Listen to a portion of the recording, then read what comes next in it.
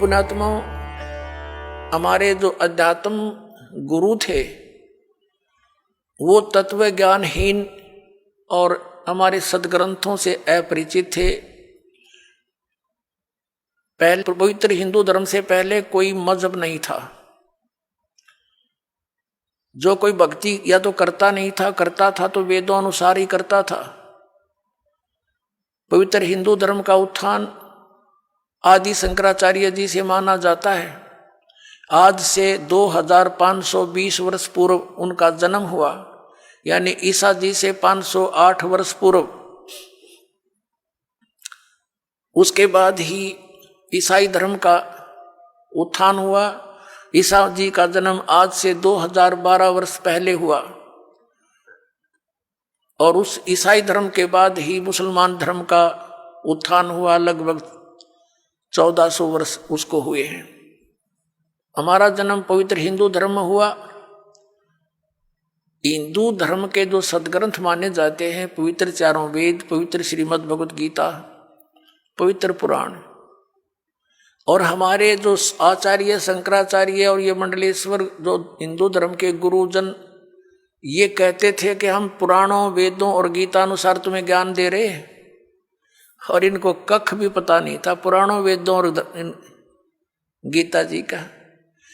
अब आपको थोड़ा सा ज्ञान देते हैं कि श्रीमद् भगवत गीता जी का ज्ञान किसने बोला। अपुण्यात्माओं, इसको तत्व ज्ञान कहते हैं।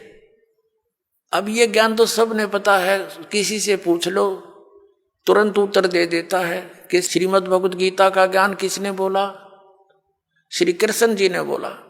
अपुण्यात्माओं, यदि इतना ही कहने से बात बन जाती तो फिर गुरुओं की आवश्यकता क्या थी इन सदग्रंथों को समझने की।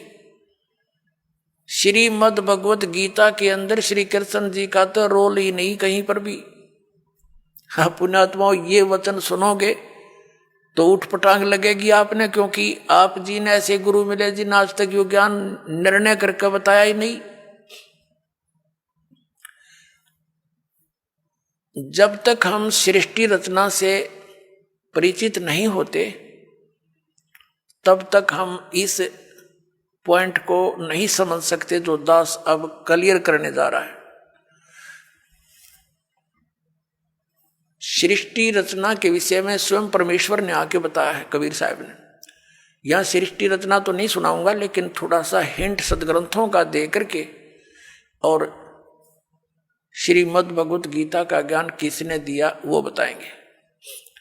श्रीमद् भगवत गीता अध्याय नंबर 15 के श्लोक नंबर 16 और 17 में 3 पुरुष हैं, एक सरपुरुष, एक अक्षर पुरुष, एक परम अक्षर पुरुष है। 17वें श्लोक में जो कहा है कि उत्तम पुरुषत्व ने वो परम अक्षर पुरुष है, उसके विषय में गीता जी अध्याय नंबर 8 के श्लोक नंबर 1 में अर्जुन ने पूछा कि आपने जो 7वें अध्याय के 29वें श्लोक में जिस तत्ब्रह्म के विषय में जानकारी दी है कि उसको जानकर फिर प्राणी केवल जरा और मरण से ही छूटने का प्रयत्न करता है, तो किम तत्ब्रह्म 8वें अध्याय के गीता जी के प्रथम श्लोक में प्रश्न किया अर्जुन ने।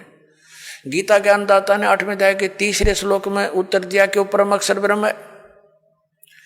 तो पुण्यात्माओं, ये सरपुरुष कौन है? ये स्वयं ब्रह्म है, ये काल है, ये गीता ज्ञान बोल रहा है। अक्षर पुरुष कौन है? जो 7 संघ ब्रह्मांड का स्वामी है, उसका यहाँ कोई रोल नहीं है। इसलिए हमारे इस अध्यात्म ज्ञान में इस पृथ्वी लोक पर विशेषकर 2 पुरुषों का, 2 भगवानों का रोल है। एक तो इस सरपुरुष यानी ब्रह्म का, जो श्री कृष्ण जी में प्रवेश करके गीता जी का ज्ञान बोल रहा है, जिसने ज्ञान बोला, और दूसरा परम अक्षर ब्रह्म है जो उत्तम पुरुषत्व अन्य परमात्मा इति उदाहरते यह लोक चरमावि सेवे भर्ती अवे ईश्वर है। गीता जी अध्याय नंबर 15 के श्लोक नंबर 17 में, और 8वें अध्याय के 3रे श्लोक में गीता ज्ञानदाता स्वयं कहता है वो परम अक्षर ब्रह्म है।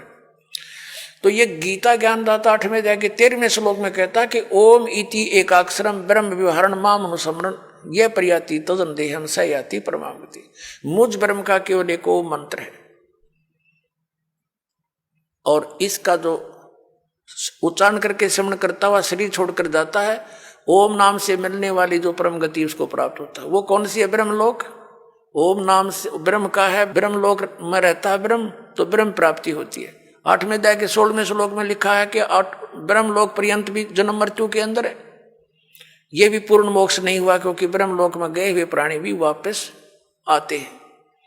और गीता ज्ञानदाता स्वयं भी कहता है 2 अध्याय के 12वें श्लोक में, 4 अध्याय के 5 और 9 श्लोक में, 10वें अध्याय के 2 श्लोक में कि अर्जुन तेरे और मेरे बहुत जन्म हो चुके। इसलिए 18वें अध्याय के 62वें श्लोक में गीता ज्ञानदाता कहता है कि तू सर्वभाव से उस परमेश्वर की शरण में जा, उसकी कृपा से ही तू परम शांति को, सनातन परम धाम को प्राप्त होगा। गीता जी अध्याय नंबर 15 के श्लोक नंबर 4 में कहा कि जब तत्वदर्शी संत मिल जा, उसके बाद उस परमेश्वर के उस परम पद की खोज करनी चाहिए, जहां जाने के बाद साधक फिर लौटकर कभी संसार में नहीं आते। और जिस परमेश्वर ने सब ब्रह्मांडों की रचना की है, और केवल उसी की भक्ति करो, ये गीता ज्ञानदाता कहता है। तो इससे सिद्ध है कि श्रीमद् भगवत गीता का ज्ञान देने वाले से भी कोई और एक सुप्रीम पावर है। अब श्रीमद् भगवत गीता का ज्ञान कौन दे रहा? जो ये कह रहा कि मेरा एक ओम नाम है, ओम नाम ब्रह्म का है, और ये ब्रह्म कौन है? ये काल है। इसने प्रतिज्ञा कर रखी है कि मैं कभी किसी के समक्ष नहीं आऊंगा, मेरे कर्म और जन्म अलौकिक है। गीता जी अध्याय नंबर 4 के श्लोक नंबर 9 में यह कहता कि अर्जुन मेरे जन्म और कर्म दिव्य है, अलौकिक है।